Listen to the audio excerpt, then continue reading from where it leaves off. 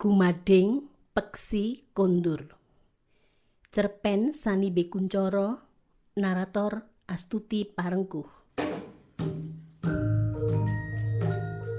Laki-laki itu datang padamu di suatu sore yang bercahaya. Musim kemarau ketika itu, terik kulminasi matahari masih tersisa di sekitarmu. Debu tipis melekat pada reranting dan dedaunan. Saat angin menghampiri, akan kau dengar gemerisik dedaunan yang seolah membisikkan dahaganya kepadamu. Tak hendak kau abaikan bisikan itu. Namun, kunjungan seorang tamu di berada rumah tentulah harus dipedulikan terlebih dahulu. Siraman air untuk mereka haruslah menunggu. Kau letakkan canting dan meredupkan nyala api pada wajan berisi malam cair. Tanpa meneliti ulang, gerak tanganmu telah mengatur nyala sumbu kompor itu pada ukuran yang tepat. Redup yang pas untuk menghangatkan malam dengan titik api yang aman. Sekedar untuk menjaganya, tetap berupa lelehan tanpa akan membakar, apalagi menghanguskan. Berkepul samar malam cair warna jelaga itu saat kau beranjak. Aromanya melekatimu, menguar kentara, serupa jejak pada setiap gerakmu. Kau sekap peluh di dahi dengan punggung tangan, sesaat sebelum langkahmu menjejak ambang pintu terbuka, menyambut sang tamu. Bergerak lembut tanganmu mempersilakannya duduk. Monggo Pinara. Mengangguk laki-laki parubaya itu membalas salammu. Jalinan rotan pada kursi tua peninggalan orang tuamu berderak lirih saat menerima beban tubuh sang tamu. Kudengar kau pembatik yang mumpuni. Begitu tamu itu mengawali niat kedatangannya. Pujian awal yang tidak membuatmu tersanjung apalagi tersipu. Perjalanan waktu telah membawamu melewati hal-hal semacam itu. Tidak membuatmu terbiasa, melainkan justru memberimu kemampuan mendeteksi sebagai basa-basi atau umpan teka. Kabar tentang mumpuninya pembatik acap kali menyesatkan, katamu santun. Memahami batik sebagai karya tidak serupa mengenakannya. Apa yang tampak hanyalah tampilan, yang justru kerap menjadi ukuran keindahan. Sementara makna rohani yang tersirat pada coraknya justru terabaikan. Kuinginkan keduanya, elok tampilan dan indah rohaninya. Karena itulah aku datang padamu. Wujudkanlah dua keutamaan itu bagiku, maka akan ku tahu apakah pilihanku padamu ini karena tersesat atau kaweruh ing panuju. Lurus mata laki-laki itu padamu, tidak demi menelusurimu, melainkan itulah gerak sebuah niat yang tak tergoyahkan.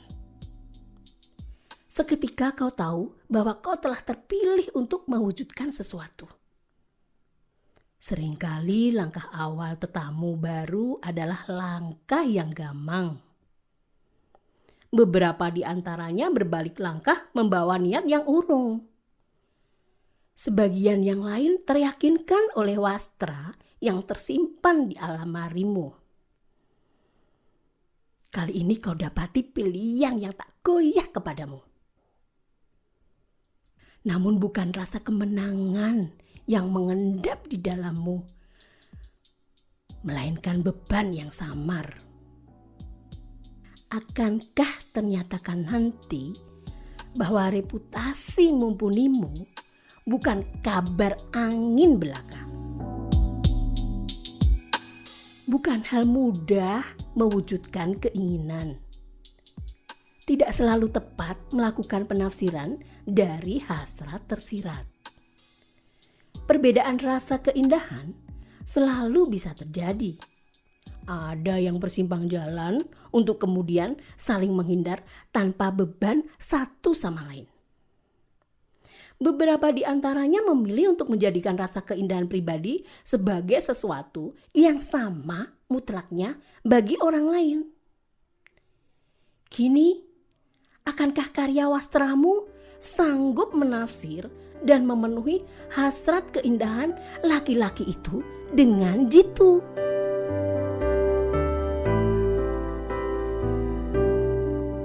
Wastra apakah yang dikehendaki? Pelan kau bertanya melangkah awal pada penelusuran sebuah keinginan.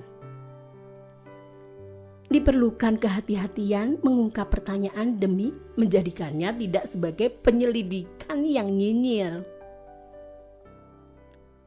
Kukasihi seorang perempuan. Baginya, ingin kuberikan tanda mata yang akan mengikat hatinya kepadaku. Nuwun sewu, apakah berupa batik sarimbit yang akan dipakai berdua? Tidak, menjawab laki-laki itu tanpa menggeleng. Busana sarimbitku dengan yang lain. Datar suaranya, bernada sangat biasa, menandakan makna tersirat yang gamblang. Siapapun mampu menafsirkan dengan persis isyarat itu.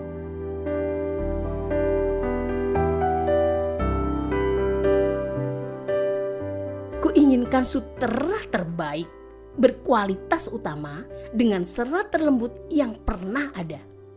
Harga tidak masalah, berapapun itu akan kubayar tunai, lunas kapanpun kehendakmu.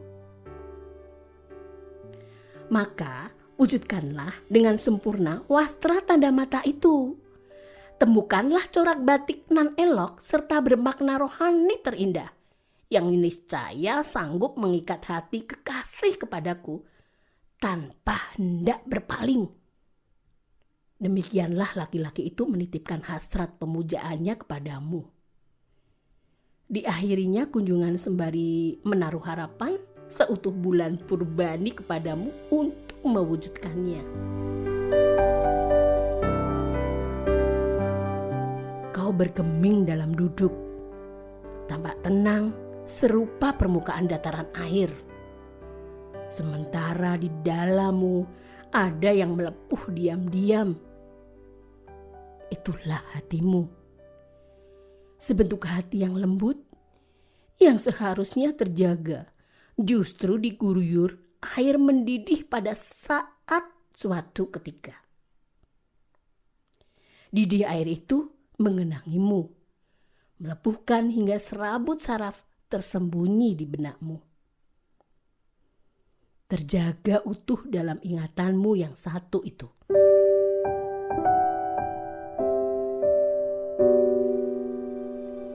Tak kupunya lagi kesetiaan yang utuh kepadamu, kata suamimu pada suatu hari.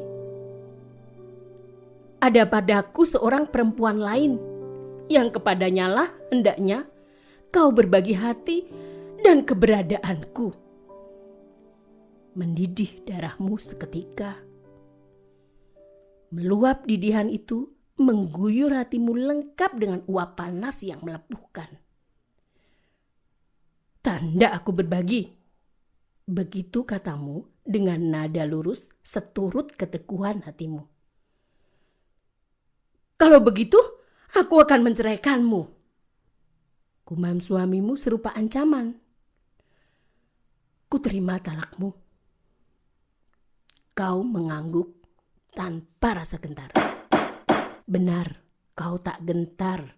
Serupa burung-burung yang tak pernah khawatir pada hari esok. Demikian kau jalani perceraianmu tanpa rasa gamang. Tapi luka itu tak bisa kau ingkari. bukan karena rapuh hatimu melepuh, melainkan oleh kenyataan bahwa dirimu telah ditinggalkan, bahwa janji yang seharusnya teguh telah diingkari. Kini kau menerima amanah untuk membuat wastra yang akan menjadi perayu perempuan lain. Tanda mata yang akan menandai gerak awal terbaginya sebuah kesetiaan. Lama kau merenung di beranda, mengabaikan ranting dan dedaunan yang bergemerisik mengabarkan dahaganya. Tak kau pedulikan lagi semburat matahari sore yang telah meredup dan membuat rumahmu remang tanpa cahaya. Entah berapa hari kemudian yang kau lalui dengan perasaan gamang yang menggelisahkan, kau temukan sebuah pilihan pola batik yang sekiranya tepat untuk tanda mata yang diinginkan laki-laki itu. Pagi masih muda ketika itu. Embun belum mengering dari dedaunan di kebun saat sebuah sarang burung tergeletak di pelataran. Kau letakkan sapu lidi demi memungut sarang itu dan menduga-duga asal mulanya. Barangkali berasal dari pohon belimbing yang ada di dekatmu.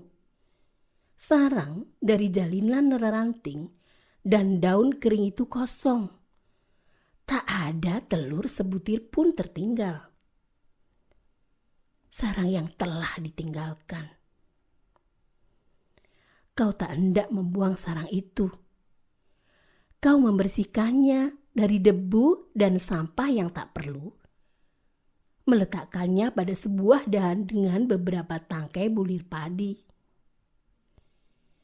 Kau berpikir, barangkali burung-burung itu akan memerlukan kembali sarang dari mana mereka berasal. Dan gabah itu akan menjadi santapan yang melegakan sepulang mereka dari perjalanan yang melelahkan.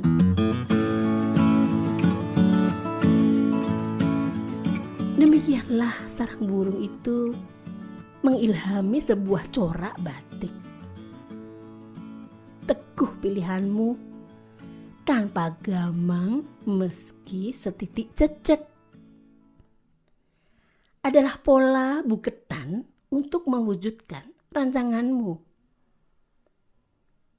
Setiap buketan terdiri dari seekor burung dengan sayap berlapis. Sebagai kelowongan, yaitu ragam hias utama, kau tampakkan detil setiap helai sayap burung-burung itu. Seolah gerak melayang ujung sayap itu berkepak terbang. Sebagai ragam hias latar pola, terpilihlah ceplok bunga seruni yang kau posisikan serupa taman. Sengaja tak kau pilih jenis unggas, entah kupu-kupu atau capung sebagai latar hias. Karena kau ingin sosok burung itu menjadi yang utama.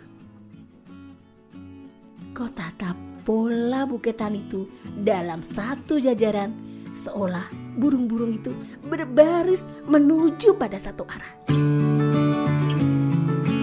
Gabah sinawur untuk isen-isen, pengisi bidang kosong latar pola utama. Tangkai-tangkai padi itu seolah menjadi rangkaian gabah yang saling menyambung. Setiap tangkainya menampakkan bulir-bulir padi perlambang kemakmuran. Ada ketelatenan yang tidak biasa saat kau mengerjakan wastra pesanan itu. Ketekunanmu menggoreskan canting, melukis corak batik itu tidak demi mengejar tenggat waktu semata-mata, melainkan lebih karena kesungguhan hatimu yang menjadi penggeraknya. Lincah gerakmu sesungguhnya karena jemari itu hanyalah perantara dari ungkapan rasa yang mengendap di benak. Sekian lapis endapan yang tak terungkap, yang nyaris tak tertanggungkan. Ada gelisah yang mereda. Ada risau yang menjauh seiring wastra itu menuju pada tahap akhir penyelesaiannya. Laki-laki itu datang menjemput tanda mata pesanannya pada sebuah pagi menjelang siang yang teduh.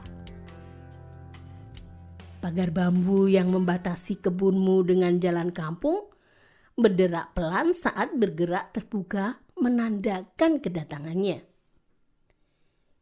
Kau bentangkan wastra kuning lembut sewarna gading, melayang sesaat sutera itu tanpa suara, sebelum kemudian rebah pada sandaran kursi panjang. Kau temukan sepasang mata yang berpendar takjub, menampakkan hasrat yang seolah meletup demi menelusuri wastra panjang itu dari ujung ke ujung. Lebih indah dari bayanganku semula. Ternyatalah reputasi mumpunimu tidak menyesatkan. Kau diam, membiarkan udara tak bergerak di sekitarmu. Sama sekali tidak tergesa untuk tersanjung. Sejatinya kau menunggu laki-laki itu menyelesaikan kekagumannya. Alangkah tepat corak pilihanmu. Aku ingat kekasihku pernah menginginkan batik bercorak burung hong. Burung-burung itu sedang terbang menuju pulang, katamu pelan dengan nada yang sangat terjaga. Laki-laki itu menoleh kepadamu. Gumading peksi kondur. Demikianlah kunamakan wastra ini. Apa maknanya?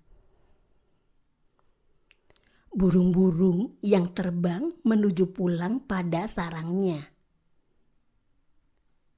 Itulah peksi kondur. Akan melambangkan makna yang berbeda. Andai diserahkan pada dua orang yang tak sama. Maksudmu? Kau berhenti sejenak, seolah jeda sebelum melanjutkan sesuatu. Dia akan menjadi tanda mata pamit untuk mengakhiri sesuatu. Telah selesai persinggahan sang burung, dan inilah tanda mata untuk melepaskan kepulangannya menuju sarang bermulanya. Pada pihak lain, ia adalah perlambang yang menandai sebuah kepulangan dari perjalanan panjang. Entah sejauh apa perjalanan itu. Namun inilah saatnya untuk menemukan kembali sarang yang ditinggalkan. Adalah gabah sinawur yang menjadi isen-isen.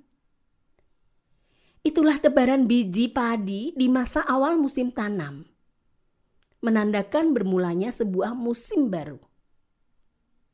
Demikianlah sebuah musim dimulai, dengan taburan benih untuk menumbuhkan kehidupan baru menggantikan apa yang telah terlalui. Lurus mata laki-laki itu padamu. Pendar takjubnya telah berubah menjadi kilauan tajam, serupa kelewang terasah. Kau tak gentar, apalagi terhenti. Mengapa kuning? Gumading, itulah warna kuning selembut gading. Dengan teknik pewarnaan batik Wonogiren, warna dasarnya seolah retak, terkena rembesan warna soga. Karena serupa itulah gading, senantiasa retak.